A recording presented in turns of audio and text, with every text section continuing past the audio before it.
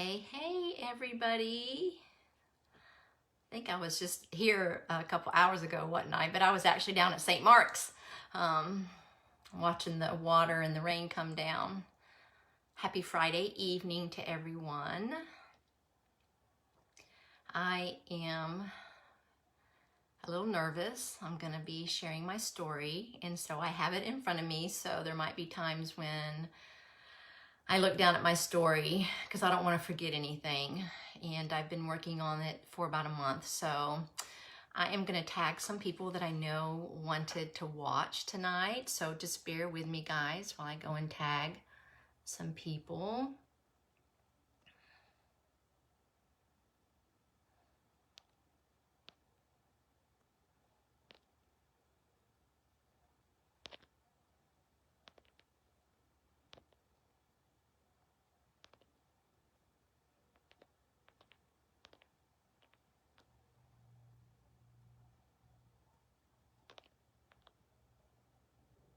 I hope everyone's had a great week. Bear with me, guys. I'm just trying to go through here and just tag some people.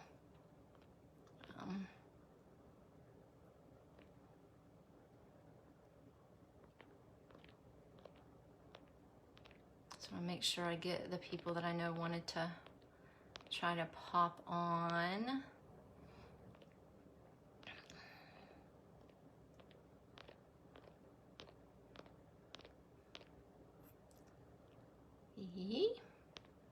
No, it's Friday night. Sometimes it's hard to catch people, but you know, I realize that when the moment strikes me, that's probably when I need to be obedient and share my story. So, all right, I've tagged a few people.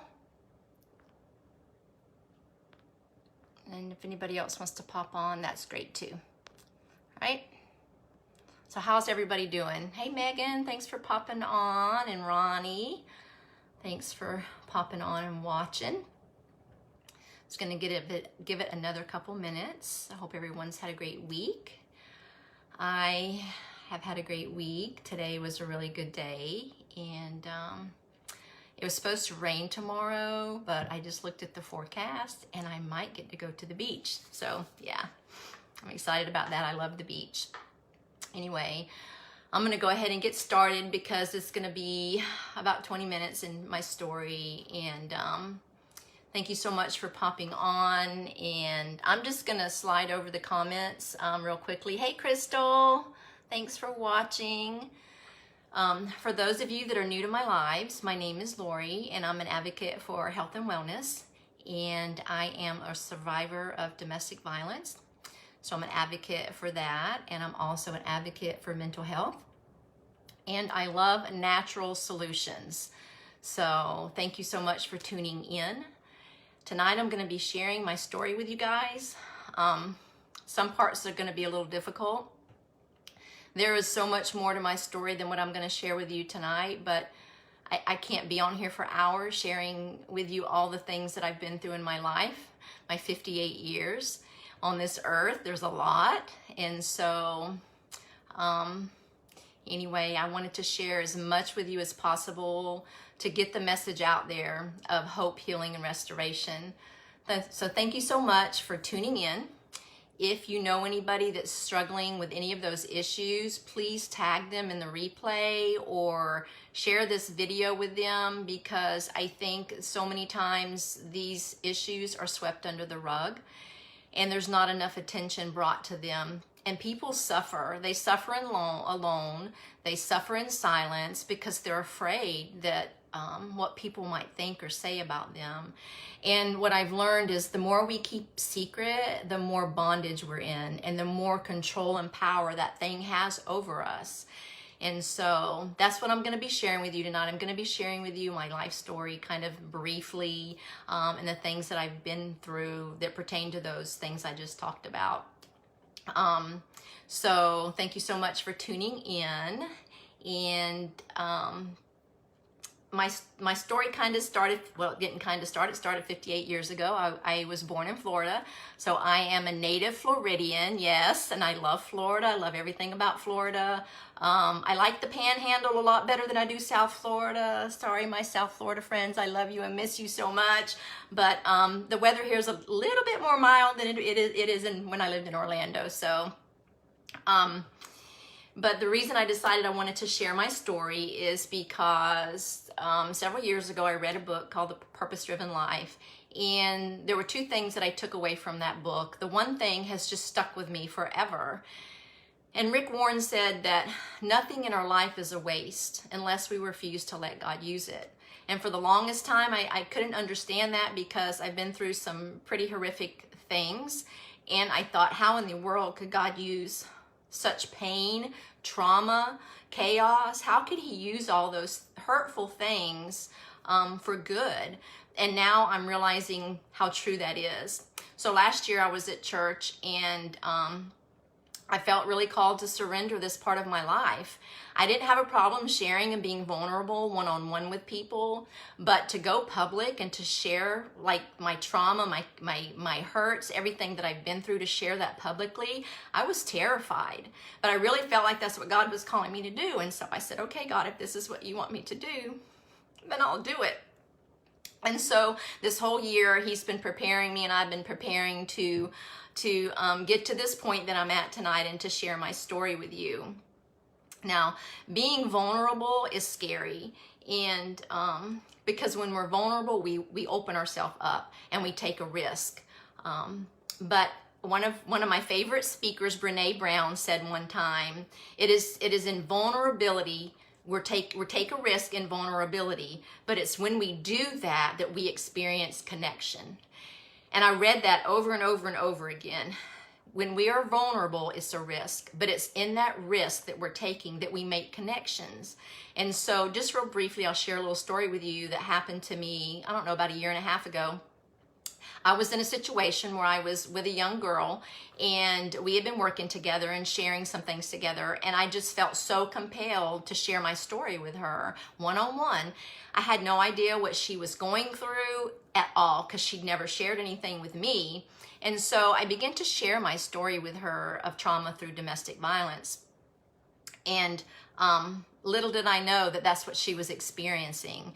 And so because I was vulnerable and I took that risk to open up and share with her, she is walking in freedom today. She's an advocate for against domestic violence. And I have just watched this young girl over the last year and a half just blossom and grow. And so, you know, that just rings so true what Brene Brown says about vulnerability and taking that risk, because you never know who needs to hear your story and what you've been through. And so that's what I'm here for tonight. I'm opening up my heart to you guys. I'm being vulnerable, and I'm taking a risk in hopes that there's somebody out there that's listening that's either gone through mental health issues, which I'm going to talk about tonight. You've been a victim of domestic violence, or you are still in a toxic relationship. Those are the things that I'm going to share with you guys tonight and talk to you about. Now, I have notes, so if I look down, please don't judge me, because I don't want to miss anything. I want to make sure I get all the points that I wrote down with you guys. So, when I was really, really young, I had the earliest memories I had, I was always worrying. I had racing thoughts. I couldn't slow them down. I struggled with anxiousness, and I was extremely shy and timid. And when I started school, I started having stomach aches because I was so anxious about going to school and being around other kids. And so that was kind of my childhood. Excuse me. And another thing that came along with like the racing thoughts and all those things that I couldn't slow down is it gave me an exuberant amount of energy. And if any of you know me today, you know that I have a lot of energy still. And so what I learned to do really young, when I was really young, is I learned to channel that energy, and it gave me a love for fitness, which I still have today. I love being active. I love moving my body. My favorite saying that I came up with is, we were created to move. And so, so that was kind of my childhood. I was always extremely busy. I couldn't sit still. My mind couldn't be still. And so many times I'd hear, you know, you need to slow down, or does your brain ever stop thinking? Those are things that I heard growing up. And so I knew that there was something different. There was something wrong. But, you know, as a kid, you just, what do you know? You just keep doing what you're doing. You keep playing and doing whatever kids do, you know. And so, you know, I made it through middle school, and then I got into high school, and then, you know, there's things that happen, you know, hormones start changing and all those kind of things start happening. And so I started noticing, I started having more anxiousness, more racing thoughts, and I soon discovered ways to self-medicate. Now, that wasn't the answer, but that's what I did. And it gave me a reprieve from, you know, a temporary reprieve from my chaotic thoughts, and even some low moods sometimes that came along with anxiousness. And so I learned to self-medicate in high school, which led to a long period of time of me self-medicating. The self-medication led to poor choices, which led to some very toxic relationships. And so that was kind of my life in high school, and then, you know, through college, and I dropped out of college, and because I was just too busy partying and, you know, self-medicating to feel better. And so a few years later, I had a spiritual awakening, and thought, well, maybe this is going to be my answer. And, you know, I was taught if I prayed hard enough, if I read my Bible and scriptures, all that anxiousness would go away. I was taught that it was a spiritual matter. And of course, I learned a few years ago that it wasn't. That's just my chemistry makeup in my body is the reason that I struggled with those things. And so I eventually got married, and life seemed to be manageable.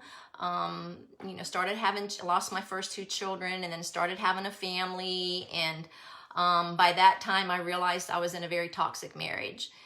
It was not a healthy relationship, but I felt in my faith that I needed to stay. And the marriage was very up and down. Very inconsistent. There was a lot of mental abuse that went on, and I just stayed. And after all this time, I'm self-medicating, right? Here and there. Even though I came to faith, I still was self-medicating because I just wanted to feel better. And so I had my 3rd child, my son, my baby boy, who just became a daddy for the first time. And I started noticing, I don't know, maybe when he was around 2 years old, things started changing, and that I couldn't control. And so I found myself in Dallas, Texas at a convention, and it was at the convention that I had my first panic attack. I thought I was dying. I didn't know what was wrong with me. It was very scary, and I was in my early 30s, and all I could think was, oh my gosh, I'm gonna die here in Dallas away from my kids. Of course, you know, they took me to the emergency room. They did all these tests, couldn't find anything wrong with me. And so, you know, eventually came back home and tried to resume my life. But these panic attacks just continued to happen. Every time I would go somewhere, I would have an attack. And so things started spiraling really quickly, and I soon started feeling a lot of darkness, and I couldn't care for my children, and it was scary. I didn't know what was wrong with me and why this was happening to me. All I knew was that I needed to feel better, and I just remember thinking, oh my God, please help me. And I prayed. I did all the things that I thought I knew to do for it to go away, and it just wouldn't. And so finally, out of the need to be able to function and to take care of my children, I made an appointment and went to the doctor. And of course, they diagnosed me with anxiety and panic disorder, gave me a prescription, and sent me on my way.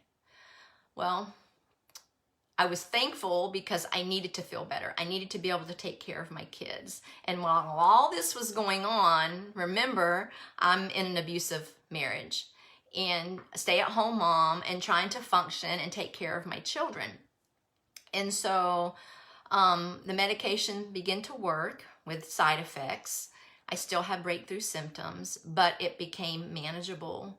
And in the back of my mind, because I'd always loved health and fitness, always loved wellness, I was always interested in how God made food to fuel our bodies.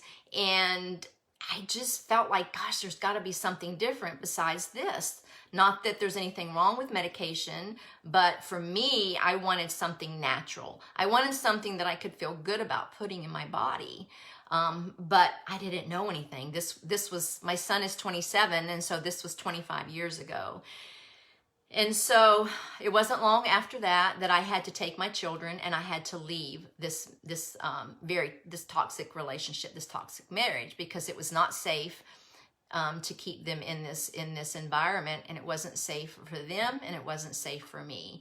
And so I took my 3 kids in a U-Haul from one state to the other, and my youngest was 2 and my oldest was 7, and I drove to another state, and had a lot of support, and went back to work, and eventually went back to work, and I went back to school. And so things seemed to be manageable, you know, as long as I stayed on the medication, and I would kind of teeter-totter back and forth, on and off, on and off. And that was kind of my life for a long time. And eventually got my kids raised, and college and marriage, and their life was doing well, and mine was manageable. I soon found myself in another abusive relationship. I had no idea that this was what was going to be. I thought this person was the same faith as me. They had a secret addiction, and there was another side of them that I didn't see till after we were married. And it became toxic very, very, very fast. The relationship did. I'm still on medication. I'm having a lot of breakthrough issues just because of the trauma I was experiencing. And I was afraid to tell anybody for a long, long time because this person was well known in the church. And at the beginning, I don't know if I mentioned at the beginning when I talked about domestic violence, what it includes, but a lot of people think that domestic violence is just, oh, they hit you. Oh, you know, they've been verbally abusive. No, domestic violence is so much more. When I went back to school this past time, I graduated 2 years ago in August with my business degree, so I finally finished my degree. Yay! I went to a Christian college, and one of my classes that I took, I had to do a project, and I had to come up with a problem and a solution. And so I did some research into domestic violence, and I kind of dug a little deeper, and I came across this article, and the title of the article was "The Silent Epidemic in the Church." Domestic violence. And so that's what I did my project on. I did a lot of research, and I was like really floored at how this is swept under the rug so much. And it's because you know, pastors, people in the church that, you know, work in the church, they're not equipped, they are not trained, they do not know how to handle these types of relationships. And so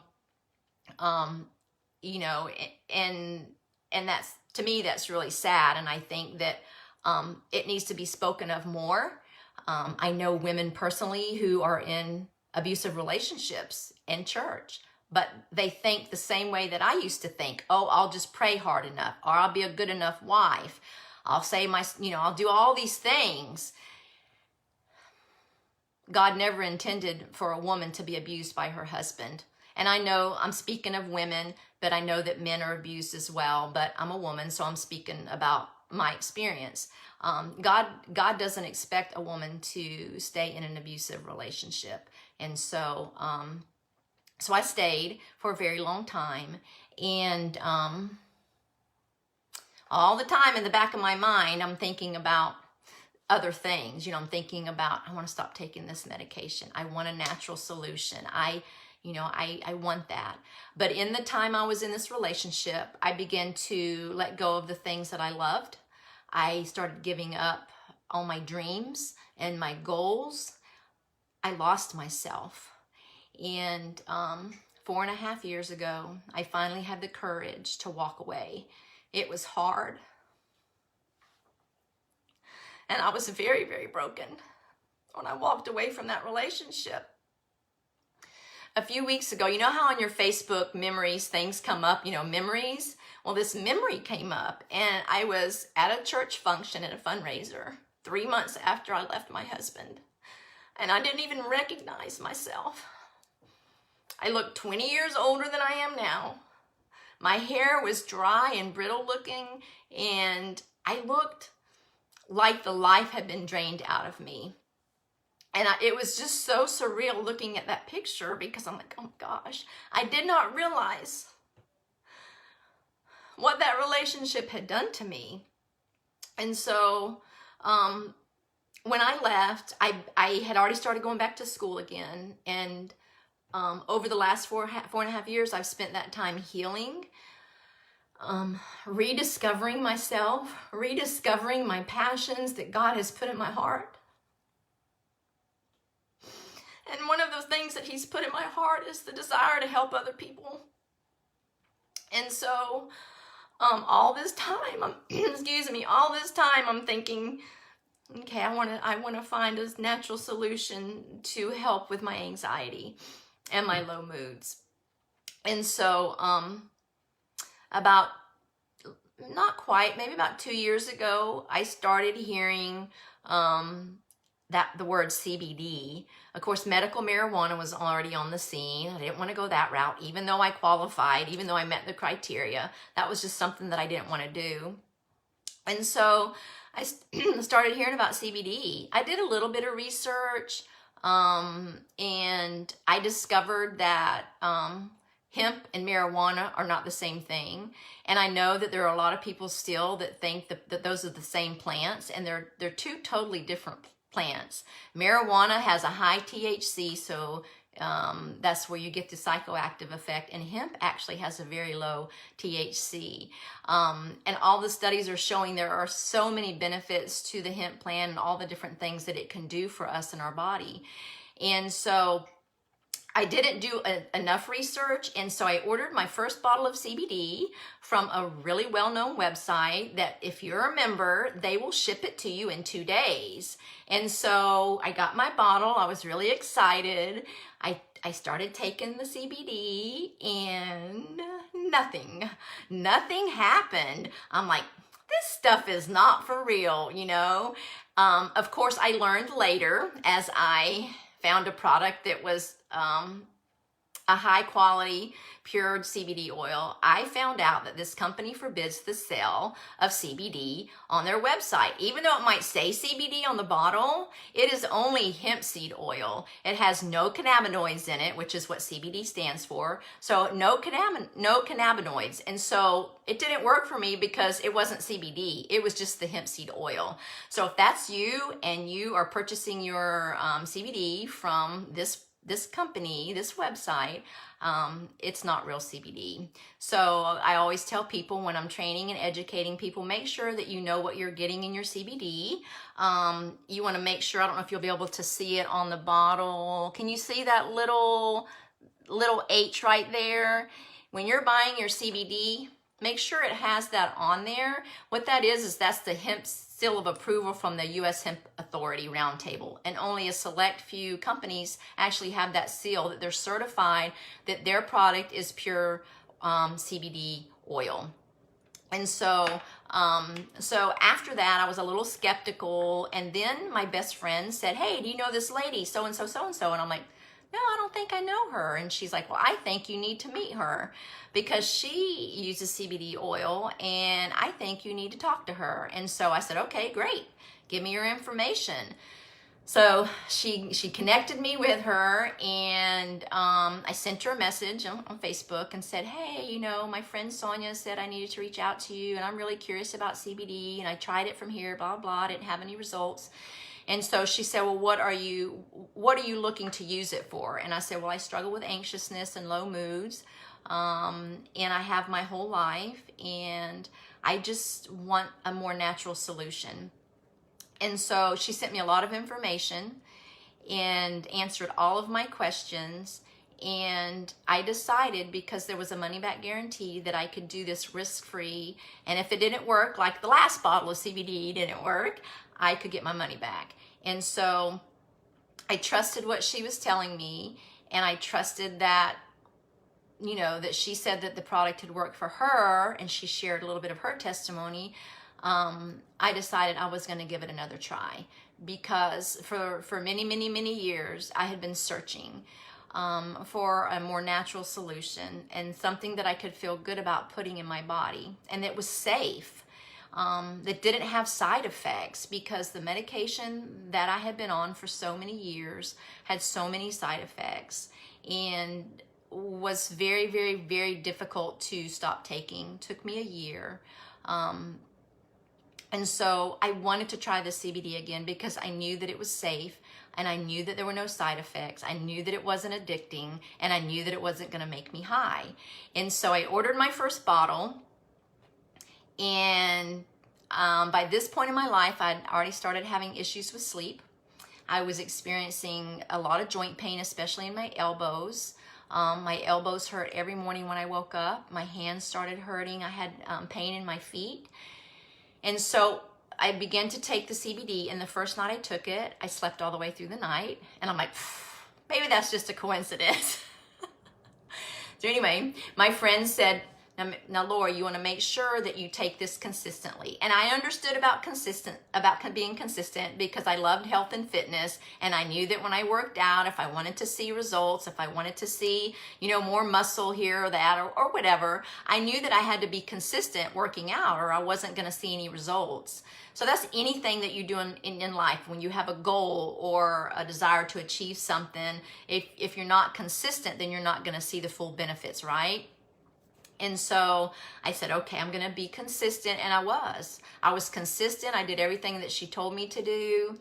And I'm not going to tell you that one morning I woke up and I was like, I feel better. It was like this gradual disappearance of symptoms. So I had one aha moment, and I'm going to tell you the story because it's silly, but I'm going to tell it to you. Sorry, I just ate Chipotle before I came on here. So if you knew me, you knew you could come to me and bum gum off of me, because I always had gum in my purse. And then when they came out with those big mega packs, I was so excited. So I always carried gum, I always had it with me, and I was always chewing gum. And I think that just had a lot to do with my anxiousness. And so I don't know, maybe it was a month or two, maybe a couple months after I had started using the CBD oil, I got in my car to leave work, and it dawned on me, I didn't have a piece of gum in my mouth, and then it dawned on me, I had not chewed one single piece of gum all day. And let me tell you guys, I don't chew gum anymore. I think I've chewed it a couple times to freshen my breath or something if I've been out somewhere or whatever. I don't carry gum in my purse. I don't buy gum anymore. And I know that sounds silly, but that was kind of like an OCD tendency that I had. And so that was kind of like, that was like an aha moment for me that, hey, this stuff is really working. And so I started noticing the disappearance of the joint pain. I no longer struggle with, pain in my elbows or my feet or my hands.